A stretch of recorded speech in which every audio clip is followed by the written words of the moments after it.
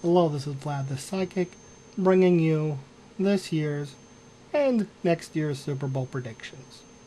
Plus, as a secret bonus, at the end of the show I'll be giving you the final electoral count of the 2008 presidential election. Let us begin with Super Bowl 42.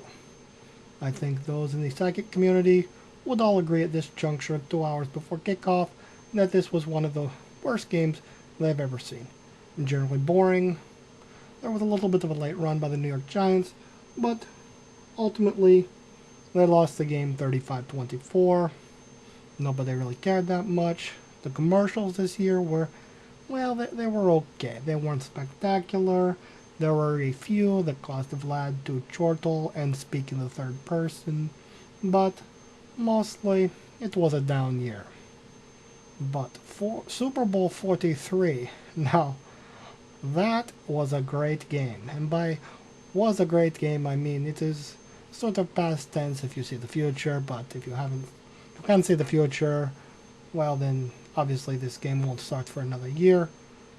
But since the Super Bowl coverage for this year began 2 weeks ago, the pre-game show if you will, it seems not unreasonable to begin Super Bowl 43's pre-game coverage now. Get a jump on the competition if you will. So, let us discuss the 2008-2009 season. There were lots of surprises this year. The biggest, I think, were the injuries, and the relatively few arrests by members of the Cincinnati Bengals. This is perhaps the biggest reason why they were able to get themselves into Super Bowl 43. Of course, the Cincinnati Bengals are facing the San Francisco 49ers this year, also a surprise team, but they played tremendously well. Perhaps the biggest surprise, as I had mentioned, was the injury to Tom Brady. It was not such a surprise that he was injured, as he has had a long career, and everybody gets injured from time to time. It is the manner in which he was injured. While the details remain sketchy, and the New England Patriots did their best to keep a cloak of secrecy over the whole debacle, we do know that the injury involved 2 large balls of twine, several alpacas, and an abnormally large ladle. Beyond that, we don't know, but in the end, Tom Brady's knee was blown out, and he would miss 9 games in the 2008-2009 season. This, of course, led to them making the playoffs, but not being able to advance. So on to the prediction for Super Bowl 43, which by this point, 2 hours before Super Bowl 42, I think is the only game people really care about. They've already lost interest. So, the final score, and of course if you don't want to know the final score, you should put your hands over your ears or turn down the volume, anything to stop hearing. You could pause. Pause would be good. We have high-tech devices like a mouse and the little clicker. You could pause. But I digress.